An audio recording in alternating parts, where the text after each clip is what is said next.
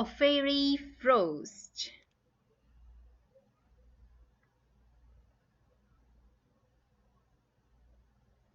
A cool breeze blew through Rani's open window. She pulled her blanket higher and snuggled down in her bed. It had gotten cold overnight. She soon began to doze off again. All of a sudden, her eyes snapped open. She sat straight up. Cold? Pixie Hollow rarely get cold. The last time was... She couldn't even remember. Just how cold was it? Rani knew one way to check. Rani was a water talent fairy. That meant she could make magic with water. She reached toward the water jug by her bed. She pulled a stream of water into the cold breeze.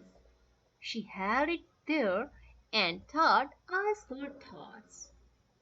She thought of snowflakes and slush puddles and icicles. In a flash, the water froze in an arc over her bed. Yes, it was cold enough for a frost party. Rani leaped out of bed. She dashed to her wardrobe. She found a cocoon coat and a dandelion fluff scarf. She put them on. Then she rushed out the door. Rani ran all the way to the weather station. Most fairies would have flown, but Rani wasn't like most fairies. She didn't have wings, so her feet were the best way to get from place to place. At the weather station, the weather talent fairies were hard at work. Rani ran over to Nimbus. Rani, can you believe this cold snap? He asked. He was so excited. It's wonderful, Rani gushed. She grabbed his arm. How long will it last?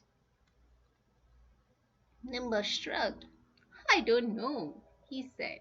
All day? A few hours? He looked at the sky. Clouds rushed by. It's hard to tell. All day? Rani cut in. That's perfect. She didn't stay any longer. She had a frost party to throw.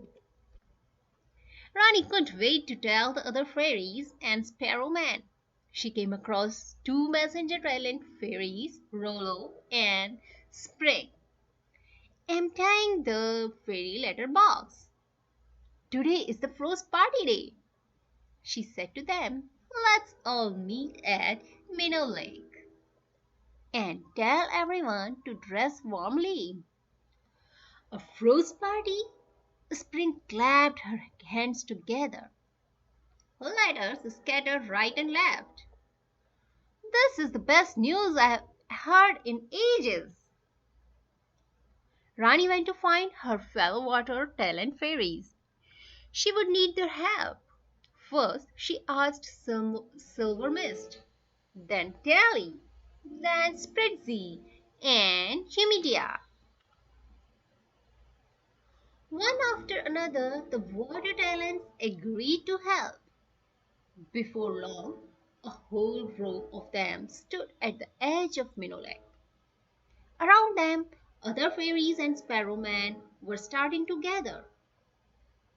They wore warm clothing, gloves, scarves, hats, and coats. All the water talents grabbed hands. The lake looked very big. Could they really freeze it?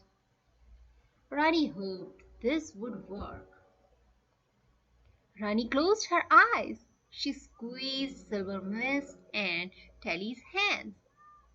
Together, all the water talents thought ice cold thoughts. Rani opened one eye a little. Nothing was happening. She closed it again and tried harder. Look, look! Rani heard Tinker Bell cry out. It's freezing! Rani opened her eyes. Ice was spreading across the top of the water. Silver Mist flew to the middle of the lake. She landed lightly on the ice. Then she jumped up and came down on the ice hard. It was solid. Let the frost party begin, Rani cried. Hooray! Tinkerbell yelled. She was the first one to reach the lake. She slid across the ice in her slippers. Tink, you forgot your skates, Prilla called. Rosetta showed off her new hooded, fuzzy willow cap. Hemp had made it for her. I've been waiting for just the right day to wear it, Rosetta told Iridessa. Fairies strapped on their ice skates. They stepped onto the lake. Some fairies linked hands to make a long line. They played snap the whip snack. First they skated slowly, then they sped up. When they made a turn, the end of the line swung out wildly. The last three fairies went tumbling heels over wings. There was so much to do on a frost party day. Lily and Esther made frost flowers. Dulcie set up a hot chocolate stand. She handed steamy cups to the fairies who were done skating. Erasa buried her face in the white cup. Yum, she said.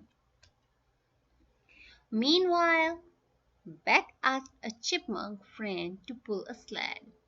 They gave rides across the ice. Rani watched from a toadstool. She was thrilled with the party. Everyone was having so much fun. She felt a tug on her arm. It was Nimbus.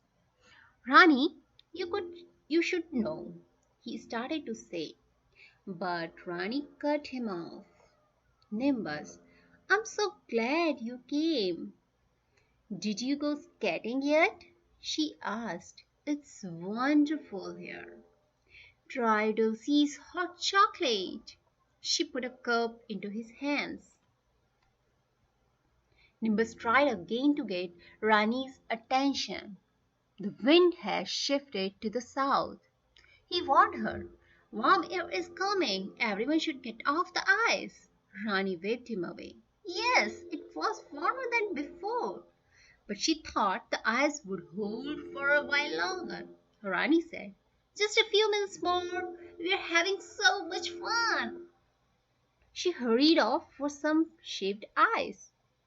Mixie had flavored it with cherry juice. Rani! Nimbus caught up to her. I really think. Duck! Rani yelled. Nimbus didn't duck in time. A handful of slush splattered against his head. It trickled down his neck. Telly threw it. Rani said with a laugh, let's get her back. She raced off. Nimbus ran after her. But Rani, he called, the ice!